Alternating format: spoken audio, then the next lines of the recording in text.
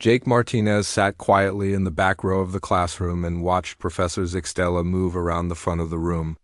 The alien teacher was tall and made of what looked like living crystal that changed colors when she spoke. Her voice came from somewhere inside her body and sounded like music mixed with static from an old radio. Jake had been taking her survival tactics class for 3 months now and still found her appearance fascinating. The classroom was filled with students from 12 different planets. Most of them were much larger than Jake and had natural abilities. That seemed impossible to him. In the front row sat Histar, who belonged to a reptile species called the Sorok. His skin was covered in thick scales that could turn as hard as metal when he felt threatened. Next to him was Brightsong from the Luminari people, who could create light from her body and even make energy shields that could stop bullets. Behind them sat Clickbuzz, who looked like a giant insect with 4 arms and could dig through solid rock with her sharp claws. There were others too, like Stonecrusher, who was basically a walking mountain of rock and could survive in space without any protection. Then there was Windancer, who could fly and control air currents, and Flameheart, who could breathe fire and live in temperatures that would melt steel. Jake looked down at his human hands and wondered what he was doing in this class. He had no scales or armor. He could not make light or energy shields. He could not dig through rock with his bare hands or survive in space or breathe fire. He was just a regular human who had somehow gotten accepted into the most famous survival school in the galaxy. Professor Zixtela stopped moving and turned to face the class. Her crystal body pulsed with bright blue light, which Jake had learned meant she was about to say something important. All the students stopped talking and looked at her with attention. "Today I will give you your final exam assignment," she said, and her voice filled the room. "This test will show everything you have learned in my class over the past year. Each of you will be sent to a different location on planet Kepler 442c during its seasonal meteor bombardment period. You will have exactly 7 standard days to survive using only basic tools and the natural abilities of your species." The students began making excited noises. Histar hissed with pleasure and his scales turned bright red. Brightsong pulsed with golden light and hummed a happy tune. Clickbuzz clicked her mandibles together rapidly, which Jake knew meant she was very pleased. Jake raised his hand slowly. Professor Zixtela noticed him, and her crystal eyes focused on him with interest. "Yes, Mr. Martinez. Do you have a question about the assignment?" "Professor, what natural advantages do humans have for this kind of test?" Jake asked. His voice sounded small compared to the deep rumbles and musical tones of his classmates. The room became completely silent. Every student turned to look at Jake with curiosity. Some of them had never really thought about what special abilities humans might have. Professor Zixtela tilted her crystalline head and considered the question for a long moment. "That, Mr. Martinez, is exactly what this examination will help us discover. Humans are still quite new to our galactic community, and we do not have much data about your species' survival capabilities. You are what we call an unknown variable in our databases." Jake nodded but felt a knot forming in his stomach. Unknown variable sounded like a polite way of saying that nobody expected him to survive very long. Professor Zixtela continued with the lesson and began explaining the details of planet Kepler 442c. The planet was slightly larger than Earth and had 3 moons that created strong gravitational forces. Every 14 planetary rotations, the 3 moons lined up in a way that pulled thousands of meteors and asteroids toward the planet's surface. These meteor showers could last for several days and create explosion craters that were kilometers wide. She showed them pictures of the planet's surface after previous meteor bombardments. The landscape looked like it had been hit by hundreds of nuclear bombs. Trees were flattened for thousands of kilometers. Mountains were turned into rubble. Lakes were turned into steam. It looked like the surface of hell. "Each student will receive a standard survival kit," Professor Zixtela explained. "This includes basic tools such as a geological hammer, a small chisel, rope, a water purification device, and a seismic detector. You will also receive emergency food rations that will last for exactly 2 days and a basic personal shelter unit that can protect one individual from small debris. Jake listened carefully and took notes in his notebook. 2 days of food for a 7-day test meant they would need to find their own food and water for most of the time. The basic shelter sounded like it would not be much protection against kilometer-wide explosion craters. The test will begin in 3 days, Professor Zixtala announced. Use this time to study the planet data and prepare your survival strategies. Remember that you will be competing not just against the environment but also against each other. Only the students who show the most impressive survival skills will pass this course. After class ended, Jake stayed behind while the other students filed out of the room talking excitedly about their plans. Histar was telling everyone about how his armored scales could protect him from small meteor impacts. Brightsong was explaining how she could use her light powers to create warning signals when meteors approached. Clickbuzz was buzzing about finding cave systems she could expand with her digging abilities. Jake opened his notebook and began studying the geological data about planet Kepler 442c. The planet had a rocky surface with loose sedimentary soil in most areas. There were underground water sources in many locations, and the bedrock was mostly limestone and sandstone, which were relatively soft rocks that could be worked with basic tools. Jake read through the technical specifications. He began to form an idea. It was crazy and would require an enormous amount of work, but it might actually give him a chance to survive. While his classmates planned to use their natural abilities to endure the meteor bombardment, Jake was thinking about something completely different. He was thinking about how humans had survived on Earth, not by being stronger or faster or tougher than other animals, but by being smarter and using tools to change their environment. Maybe that was his natural ability after all. The transport ship dropped Jake off in a rocky valley on the northern continent of planet Kepler 442c just as the sun was rising over the horizon. The ship made no sound as it flew away and disappeared into the amber-colored sky, leaving Jake completely alone with his survival kit and his thoughts. Jake stood quietly for several minutes and looked around at his new temporary home.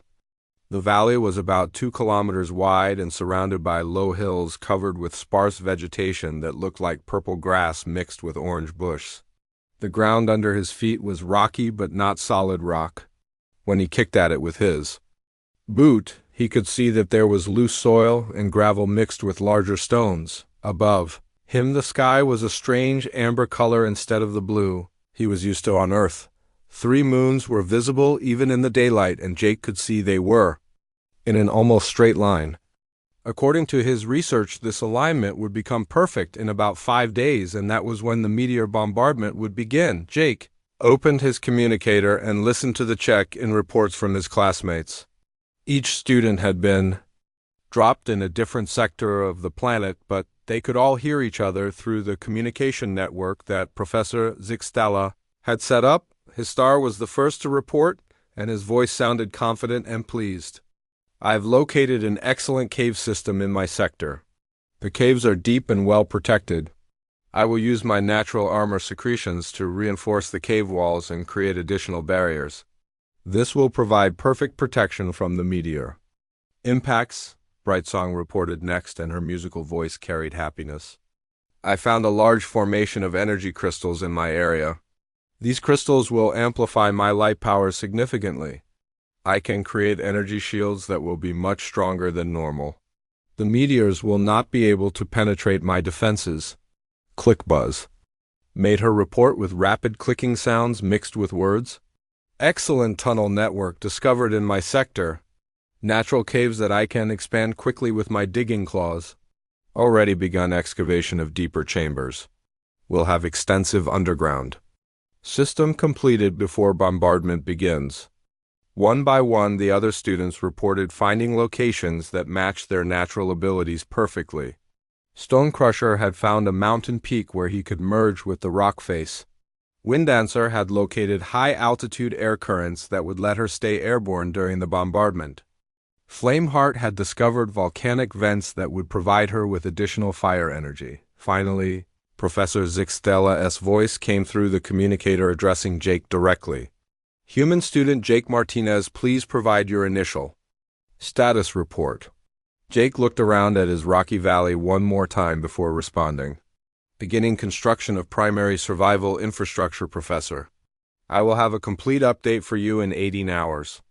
There was a pause before Professor Zixtela responded, and Jake could hear curiosity in her voice. Construction, Mr. Martinez? What kind of construction can a human accomplish with only basic tools? Jake smiled as he set down his survival kit and began unpacking his equipment. You will see, Professor. My species might not have natural armor or energy powers, but we do have something else that might be useful. What is that, Mr. Martinez? Jake picked up his geological hammer and small shovel and walked to the center of the valley. We know how to build things, Professor. After the communication ended, Jake spent the rest of the morning exploring every square meter of his valley.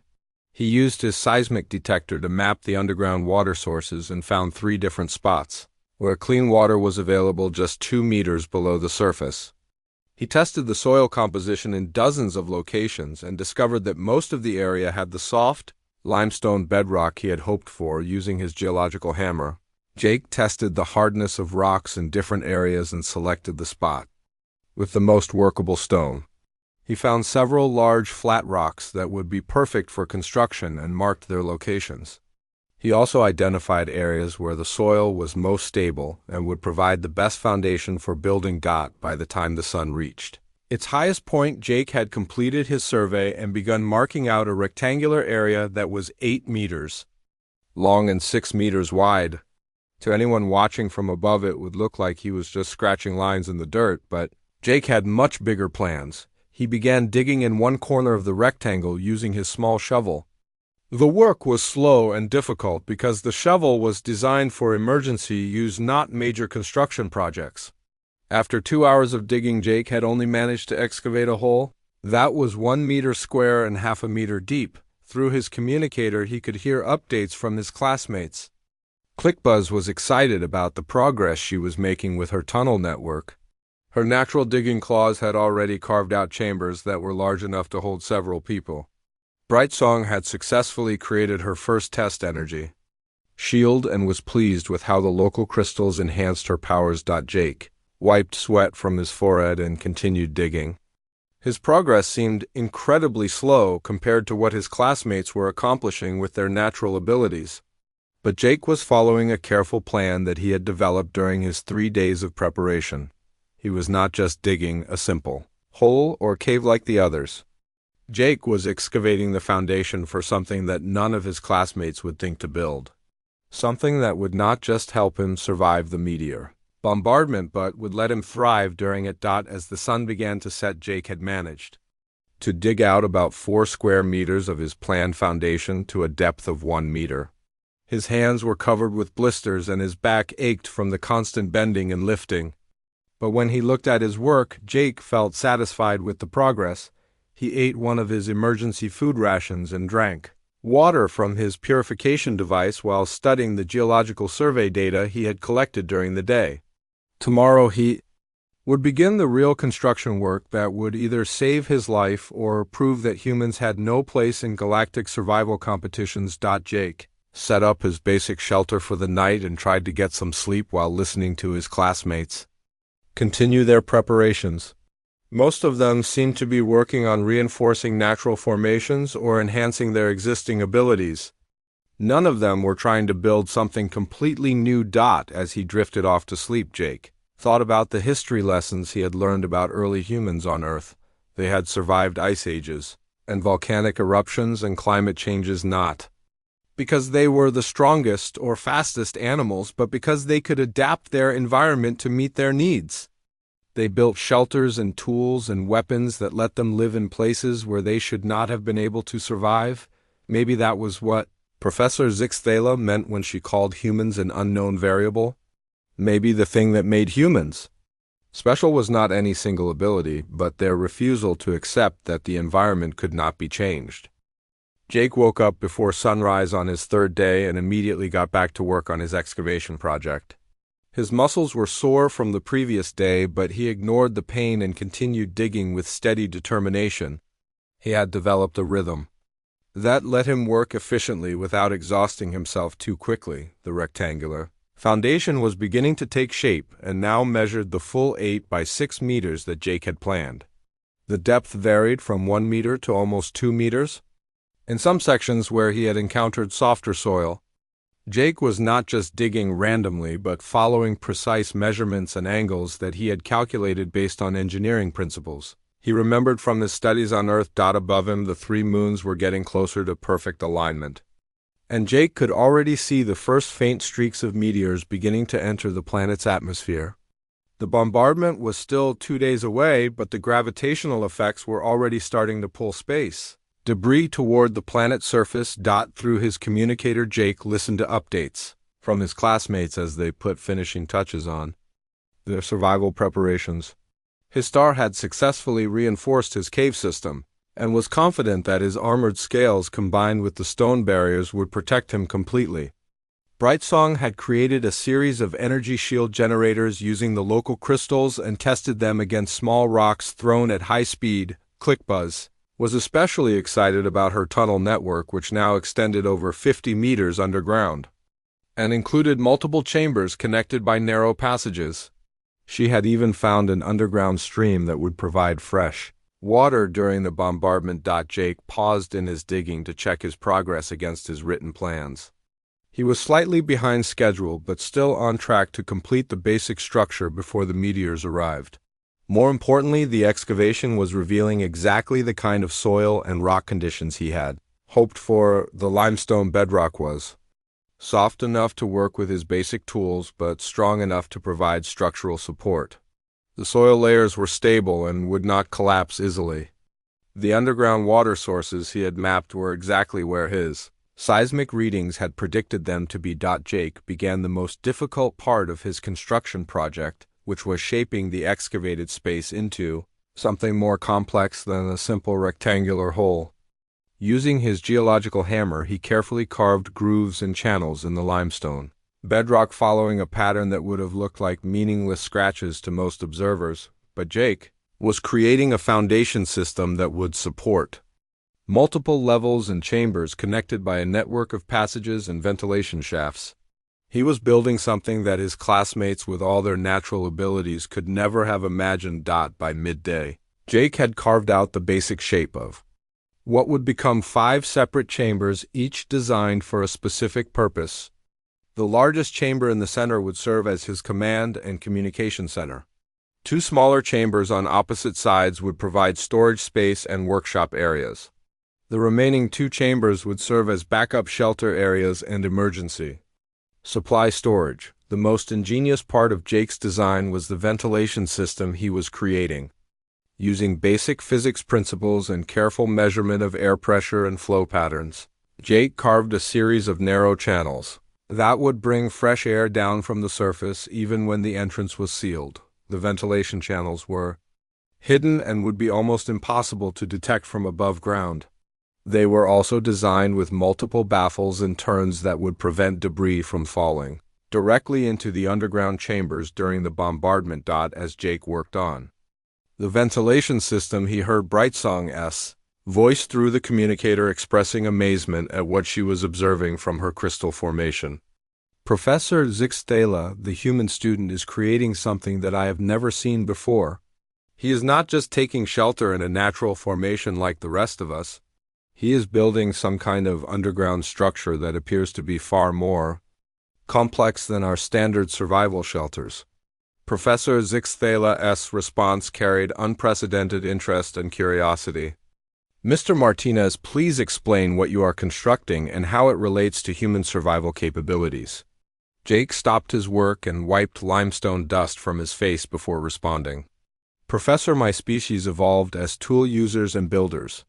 We do not have natural armor like Histar or energy powers like Brightsong, but we have learned to create our own protection by changing our environment to meet our needs. Can you be more specific about your construction methods, Mr. Martinez? Jake looked around at the complex underground structure he was creating and tried to explain it in simple terms. When humans face a survival challenge, we do not just try to endure it, Professor. We try to make the challenge irrelevant by building something that eliminates the danger. I am not building a shelter that will protect me from the meteors. I am building a place where the meteors cannot affect me at all." There was a long pause before Professor Zixtela responded. "This approach is not documented in any of our survival databases, Mr. Martinez. Please continue with your work and provide regular updates on your progress." Jake returned to his construction with renewed energy. He used his rope and some of the larger flat stones he had identified to create support beams for the chamber ceilings. The design was simple but engineered to distribute weight evenly and prevent cave-ins, even if large meteors impacted the ground directly above Dot as the day progressed. Jake began connecting the chambers with narrow tunnels that were just large enough for him to crawl through but too small for debris to enter easily. Each tunnel had multiple turns and barriers that would stop anything falling from above while still allowing him to move freely between chambers. The most challenging part of the construction was creating the concealed entrances that would allow Jake to get in and out of his underground complex without revealing its location to potential threats. He designed 3 separate entrance points that looked like natural rock formations from the surface but provided secure access to different parts of the underground system. By sunset, Jake had completed the basic structure and began installing the equipment and supplies that would make his underground complex fully functional. His communication gear went in the central command chamber along with his seismic detector and other monitoring equipment. His food supplies and water purification system were distributed between the storage chambers to ensure he would have access to necessities even if part of the complex was damaged. Jake also set up a small workshop area where he could repair equipment and create additional tools if needed during the bombardment. He had brought extra rope and spare parts that could be used to maintain his complex or even expand it if necessary. As Jake prepared for his second night on the planet, he realized that his construction project had become something far more ambitious than he had originally planned. What had started as a simple underground shelter had evolved into a sophisticated survival complex that could support him comfortably for weeks if necessary. Through the communicator, he could hear his classmates settling in for the night in their various shelters and defensive positions. They all sounded confident and prepared for the coming challenge, but Jake knew that none of them had created anything like what he had built. While they were preparing to survive the meteor bombardment, Jake had created a place where he could continue living and working normally even during the most intense bombardment conditions. The meteor bombardment began just after midnight on Jake's 5th day on planet Kepler 442c, and it started with a sound like thunder that never stopped. Jake was safely in his underground command center when the first impacts hit, and he could feel the vibrations through the solid limestone around him. But inside his complex, the sound was muffled and distant like a storm happening far above him. Jake had set up a simple periscope system, using mirrors and his geological equipment that let him observe the surface without leaving his underground shelter. Through this system, he watched the sky turn bright orange as hundreds of meteors streaked through the atmosphere, creating trails of fire that lit up the night like deadly fireworks. The impacts were more intense than Jake had expected, even after studying all the data about previous bombardments. Each meteor that hit the ground created an explosion that registered on his seismic detector and sent shock waves through the planet's crust.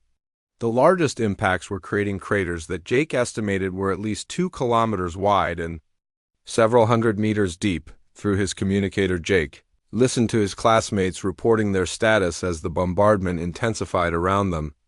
Their voices carried stress and exhaustion as they struggled to maintain their defenses against the constant barrage of debris and impacts. His star was the first to give a status report, and his normally confident voice sounded strained. Cave system holding strong but constant vibrations are causing some minor rockfalls. Must remain completely motionless to avoid triggering larger collapses. Armor scales providing protection from small debris that penetrates cave entrance. Bright Song S. musical voice had lost its usual harmony and now carried the sound of someone under tremendous stress.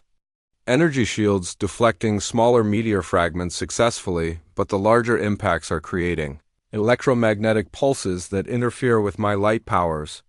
Must constantly adjust shield frequency to maintain protection. ClickBuzz's report came through between bursts of static as the electromagnetic effects of the bombardment interfered with communications. Several tunnel sections have collapsed due to ground shock from major impacts. Had to relocate to deeper chambers twice during the night. Digging new escape routes as backup passages become blocked. One by one, the other students reported similar problems. Stonecrusher had merged with his mountain peak, but the constant impacts were causing stress fractures in the rock that forced him to constantly shift position. Winddancer was having trouble maintaining altitude as the meteor impacts created unpredictable air currents and thermal updrafts. Flameheart was struggling because the bombardment was releasing so much dust into the atmosphere that she could not get enough oxygen to maintain her fire-breathing abilities. Professor Zixela's voice cut through the static with concern. All students, please provide immediate status reports. Several monitoring stations have gone offline due to electromagnetic interference. Jake adjusted his communication equipment and responded clearly. Martinez here, Professor. All bunker systems operating at full capacity. No damage to report and all life support systems functioning normally. There was surprised silence on the communication channel before Professor Zixtela responded. Mr. Martinez, please clarify your current situation. Are you reporting that the bombardment is not affecting your shelter? Jake looked around his comfortable command center where he had been working steadily throughout the night collecting data and monitoring the bombardment. His underground complex was so well insulated from the surface chaos that he could barely tell there was a meteor storm happening above him. That is correct, Professor. My shelter design isolates me completely from surface conditions. I've been able to continue normal activities including data collection and equipment maintenance. The bombardment poses no threat to my current position. Jake could hear amazed murmurs from his classmates through the static-filled communication channel. While they were all focused entirely on basic survival, he had been conducting scientific research in complete safety and comfort. Mr. Martinez, Professor Zixtela's voice carried disbelief. Are you saying that you have been working during the meteor bombardment? Yes, Professor. My shelter allows for normal productivity even during extreme external conditions. I have actually been quite busy tonight. Would you like me to transmit some of the research data I have collected? Jake activated his data transmission system and sent detailed measurements of impact frequencies, ground vibration patterns, and electromagnetic pulse effects that he had recorded throughout the night. He had also been collecting samples of meteor debris that fell near his concealed entrance points and had analyzed their mineral composition using basic chemical tests. The data transmission showed work that would normally require a fully equipped research station and a team of scientists, but Jake had been able to accomplish all of it alone in his underground complex while his classmates struggled just to stay alive above ground. Professor Zixtela reviewed the transmitted data for several minutes before responding. Mr. Martinez, this research data is more comprehensive than what our monitoring stations usually collect during bombardment events. How were you able to conduct such detailed analysis under these conditions? Jake smiled as he continued his work organizing the samples and data he had collected. Professor, my bunker is not just a survival shelter. It is a complete underground facility designed to support extended operations during hostile surface conditions. I have workshop space, storage areas, independent life support, and even expansion capability if needed. Through the communicator, Jake could hear the sounds of his classmates dealing with increasingly difficult conditions as the bombardment continued. His star reported that larger rockfalls were blocking his cave entrance, and he was now trapped inside until the bombardment ended. Brightsong was having trouble maintaining her energy shields as fatigue began to affect her concentration. ClickBuzz had been forced to abandon 2 more tunnel sections and was running low on accessible food supplies, but in his underground complex, Jake was living comfortably and productively. He had prepared hot meals using his water purification system and portable heating elements. He had been able to sleep in shifts while automated monitoring systems tracked the bombardment patterns. He had even found time to perform maintenance on his equipment and plan additional research projects. As the bombardment entered its second day, Jake realized that his construction project had succeeded beyond his original expectations.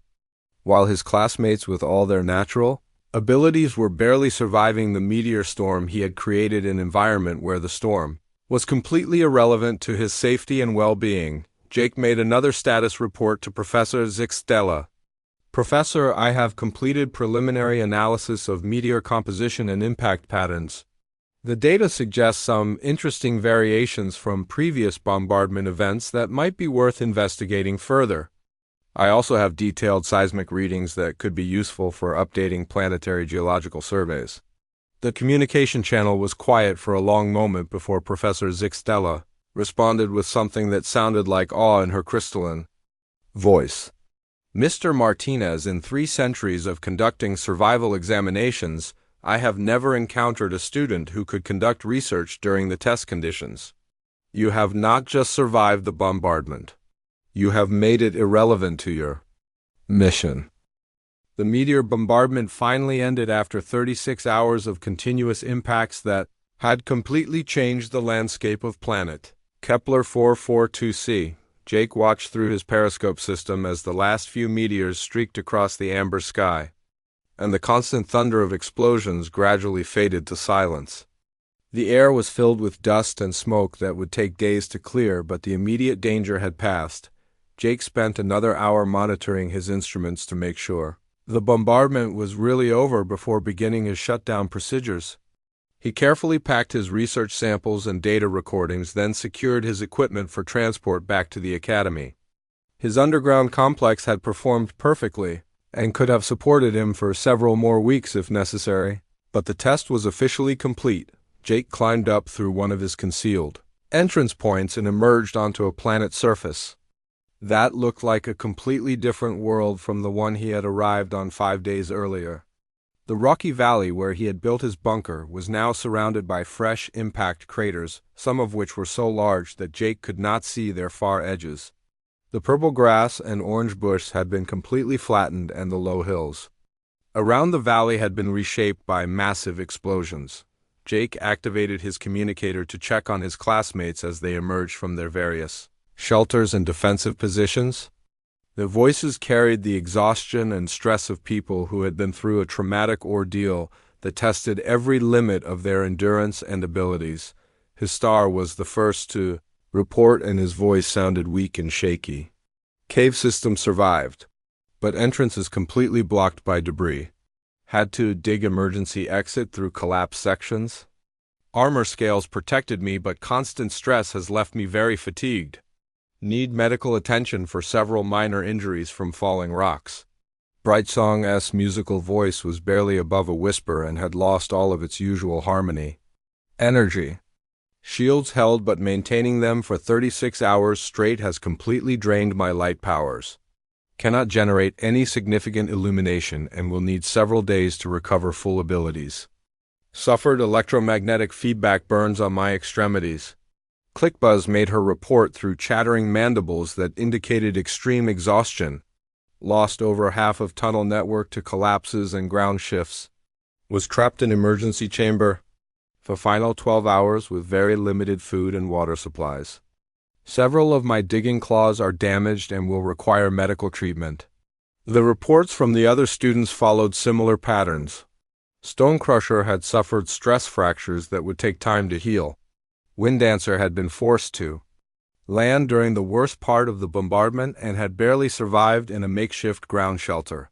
Flameheart had nearly suffocated due to the dust and debris in the atmosphere. Every student had survived the test, but all of them had been pushed to their absolute limits and beyond. They had endured conditions that would have killed most beings and had done so through sheer determination and the remarkable natural abilities of their species. Professor Zixtella's holographic projection appeared in Jake's valley as he finished his final equipment check. Her crystalline form pulsed with colors that Jake had never seen before, which he guessed indicated some kind of intense curiosity or amazement. Mr. Martinez, I must conduct your post-examination interview immediately. Your performance during this test has raised questions that will require significant analysis by the Academy research staff. Jake nodded respectfully and activated his recording equipment. I am ready for the interview, Professor. Professor Zixtela consulted data displays that appeared in the air around her holographic form.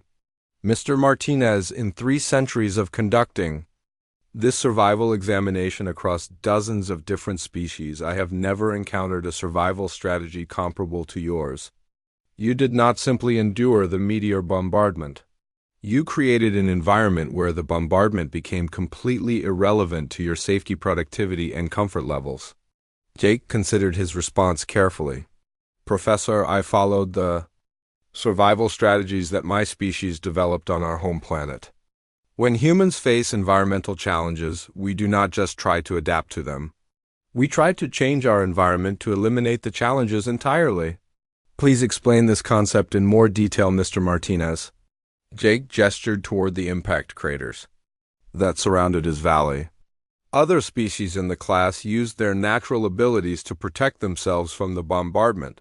His star relied on his armor and cave reinforcement. Brightsong used energy shields. Clickbuzz used her digging abilities to create tunnels. All of these are forms of biological adaptation to environmental threats. Professor Zixtela nodded and her crystal body pulsed with understanding.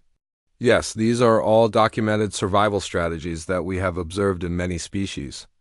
But humans approach survival problems differently, Professor.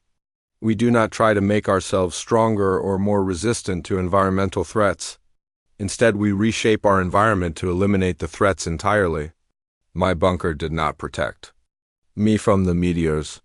It made the meteors irrelevant by putting me in a place where they could not affect me. Jake paused and looked around at the devastated landscape. Also, Professor, I should mention that my bunker design includes life support and living space for 12 individuals with full supplies for 2 weeks. Human survival strategies prioritize community protection over individual success. The other students who had been listening to the interview through their communicators made surprise sounds. During their desperate struggle for personal survival, Jake had built something that could have protected all of them working together. Professor Zixtela's holographic form flickered as she processed this information. Mr. Martinez, you are telling me that while your classmates were fighting for individual survival, you had created a facility that could have sheltered the entire class. Yes, Professor. Human engineering principles are designed around collaborative survival rather than individual adaptation. My species has learned that communities survive better than individuals when facing extreme challenges. Professor Zixtela stood silently for several minutes, accessing databases and running calculations. When she finally spoke, her voice carried a tone of revelation and excitement. Mr. Martinez, your species has demonstrated a survival paradigm that is completely absent from our galactic databases. We have extensive records of biological adaptation, energy manipulation, natural armor development, and enhanced sensory capabilities. But we have no previous examples of environmental reconstruction as a primary survival strategy. Jake began dismantling his bunker according to Academy environmental protocols while continuing the interview. Professor, human survival methods could be valuable for multi-species cooperation scenarios. My bunker design can be adapted for different planetary conditions and various alien physiologies. We could create survival facilities that accommodate the specific needs of multiple species working together. Professor Zixtela made extensive notes in her research files as Jake explained the engineering principles behind his construction methods. Mr. Martinez, the Academy will need to completely revise our understanding of survival tactics and species capabilities. You have not just passed this examination. You have accidentally created an entirely new category of survival strategy. As the transport vessel arrived to collect the students for return to the Academy, Jake finished packing his equipment and took one last look at his underground complex. The bunker had served its purpose perfectly and had proven that human engineering and determination could compete successfully with the most remarkable natural abilities in the galaxy. Professor Zixtela made her final notes as the class prepared. to board the transport. The examination was designed to test your species' survival abilities, Mr. Martinez. Instead, you have demonstrated that human survival strategy involves making survival tests irrelevant through environmental engineering and collaborative planning.